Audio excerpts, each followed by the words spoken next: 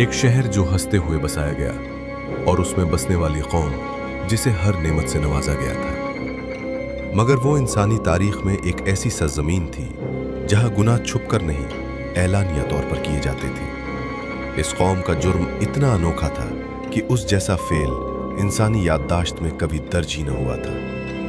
اللہ کو ان کا راستہ پسند نہ آیا اور پھر اللہ کا فیصلہ اتر گیا اور پل بھر میں اس پوری قوم کو بستی سمیت الٹ دیا گیا جو قیامت تک عبرت بن کر رہ گیا۔ یہ قوم تھی قوم لوط اور یہ بستا ہوا شہر تھا سدوم۔ آج کے جارڈن اور فلسطین کے درمیان دو مشہور شہر واقع تھے، سدوم اور عمورہ۔ سدوم ایک ایسا شہر تھا جہاں زمین میں چشمے اور باغیچے دونوں موجود تھے، فصلیں اتنی مضبوط کہ لوگوں کو کبھی اندازہ ہی نہیں ہوا کہ یہ زمین بھی انکار سن سکتی ہے۔ کھجوروں کے گچھے نرم تھے، پھل بھرے ہوئے تھے اور زمین کے پانی میں مٹھاس تھی، لیکن ان کے دل زمین کی مٹھاس سے الٹ دھیرے دھیرے سختی میں ڈھلنے لگے۔ پہلے پہلے ان کے گناہ فرد تک محدود تھے۔ تمہاری مسکراہٹ بہت خوبصورت ہے۔ پھر سردار مسکرا کر بولے، یہ نیا راستہ ہے، اس میں مزہ ہے۔ اور پھر لوگوں میں یہ شوق، عادت اور رویہ بن گیا۔ گناہ اب صرف فعل نہیں رہا، تہذیبی رنگ میں ڈھل گیا۔ جہاں لوگ رات کے اندھیروں سے نکل کر کھلی بیٹھکوں میں اعلانیہ فیصلے کرتے اور اللہ کے بتائے ہوئے احکامات کو بحث میں اڑا دیتے، دور ایک شہر بابل میں اللہ کے نبی حضرت ابراہیم اور ان کے بھتیجے حضرت لوط اللہ کا پیغام لوگوں تک پہنچاتے رہے۔ پھر اللہ کے حکم سے یہ ہجرت کر گئے۔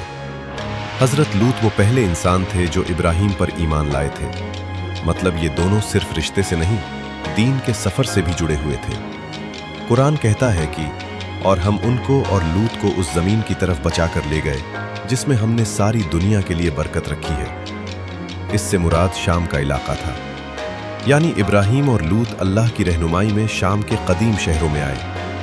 ابراہیم خود ایک شہر میں رک گئے اور لوط کو اللہ نے ایک اور بستی کی طرف بھیج دیا جس کا نام تھا سدوم، جہاں انہیں نبی بنا کر لوگوں کی ہدایت کے لیے مقرر کر دیا۔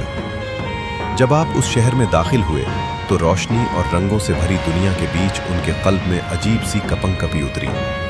آنکھوں کے آگے تجارت کے کارواں، اونچے مکان، بازاروں میں عنبر اور ریشم کی خوشبو، کھیتوں میں لہراتی ہریالی، سب کچھ اللہ کی نعمتوں کی گواہی دے رہا تھا۔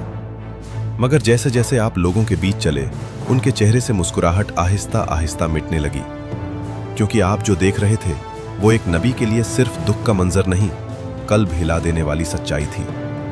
یہ وہ لوگ تھے جنہوں نے اللہ کی دی ہوئی فطرت کو چھوڑ کر اپنی خواہشوں کو اپنا معبود بنا لیا تھا۔ مرد عورتوں سے دور ہو کر مردوں میں ہی مائل ہو گئے تھے۔ ایسا گناہ جو انسانی تاریخ میں کبھی اس سے پہلے نہیں ہوا تھا۔ قرآن کے مطابق یہ لوگ اس برائی کو صرف چھپ کر نہیں، کھلے عام انجام دیتے تھے۔ ان کی مجلسوں میں بے حیائی، گلیوں میں فحاشی کا یہ عالم تھا۔ دروازہ بند کرو اور شراب لاؤ۔ اور راستوں پر مسافروں کے ساتھ بدسلوکی ایک معمول بن چکا تھا۔ لگتا ہے یہ اکیلا ہے۔ چلو اس کی محنت کا پھل ہم لے لیتے ہیں۔ سدوم میں قانون ہمارا ہے، یہ سامان ہمیں دے، اس سے میں تم سب کو رات میں دعوت دوں گا۔ جس شہر کو اللہ نے امن، رزق اور خوبصورتی دی تھی، ذرا سوچو، اسی سرزمین پر لوگ سڑکوں پر بیٹھ کر آنے جانے والوں کو پریشان کرتے، خدا کا واسطہ مجھے آزاد کر دو۔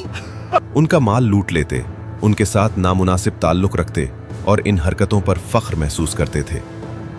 نعمتوں کی وادی اب گناہوں کا میدان بن چکی تھی۔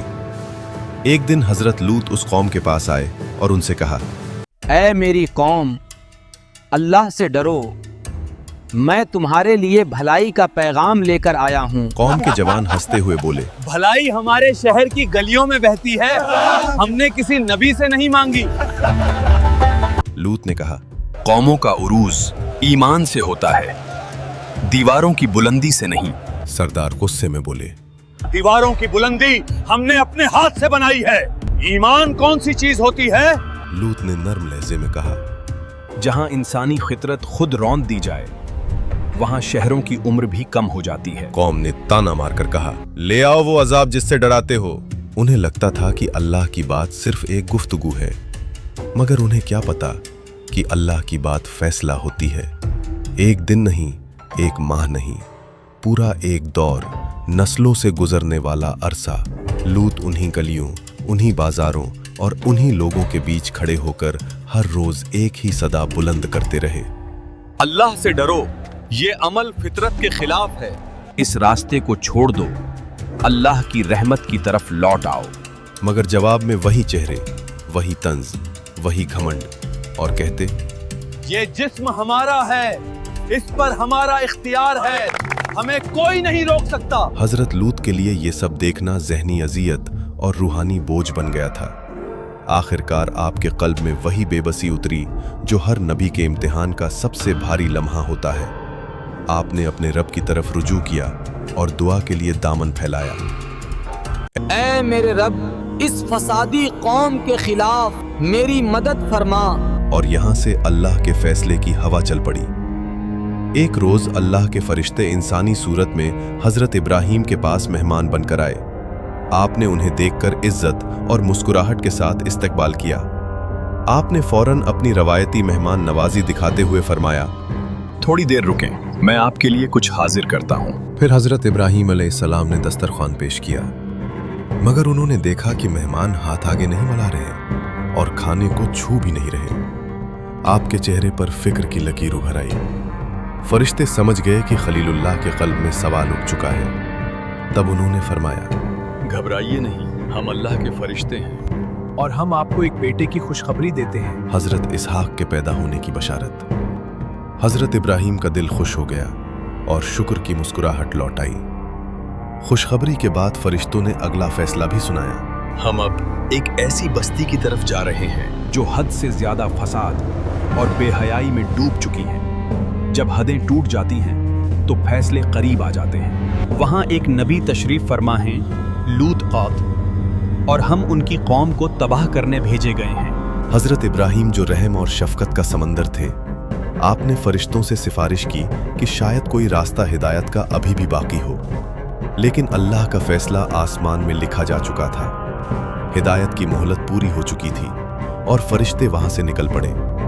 वो हजरत लूत के घर इंसानी शक्ल में और मेहमान बनकर गए। जैसे ही शहर में खबर फैली कि लूत के घर मेहमान आए हैं, लोग बोले, लूत के घर मेहमान आए हैं, फौरन मेरे साथ आओ।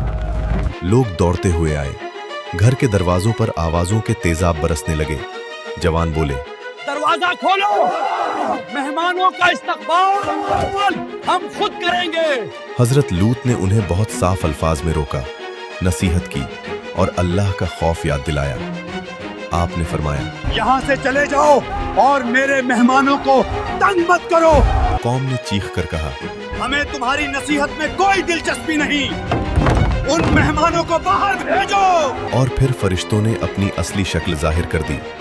उन्होंने हजरत लूत से कहा, घबराइए मत, हम अल्लाह के फरिश्ते हैं। ये लोग आपका कुछ नहीं बिगाड़ सकते। आप अपनी बीवी को छोड़कर अपने घर वालों को लेकर रात के अंधेरों में यहाँ से निकल जाइए और पीछे मुड़कर बिल्कुल मत देखना, क्योंकि सुबह होते ही हम इस कौम को तबाह कर देंगे। यानी जिस सरजमीन से रहमत वाले निकल गए, वहीं से अजाब का पहला सुर बुलंद हुआ। और फिर जब अल्लाह का हुक्म आया, जमीन लरजने लगी, घर पलटने लगे और आसमान से निशानदार पत्थर गिरने लगे। हर पत्थर अपना पता, अपना निशाना, अपना मुजरिम लेकर आया था। कुछ रिवायतों के मुताबिक अल्लाह ने उस बस्ती को जमीन के सीने से ऊपर उठा दिया। हर तरफ पत्थर बरस रहे थे। न महलों की ऊंची छतें उनको बचा सकी, न सरदार की ताकत काम आई, न लोगों के माल काम आए। लोग चीख रहे थे, भाग रहे थे और उनके सारे घमंड और गुनाह हर पत्थर के साथ जमीन के नीचे धंस रहे थे। और फिर वो लम्हा आया जब अल्लाह ने पूरे शहर को पलट दिया। हर रास्ता, हर गली, हर मकान उलट गया।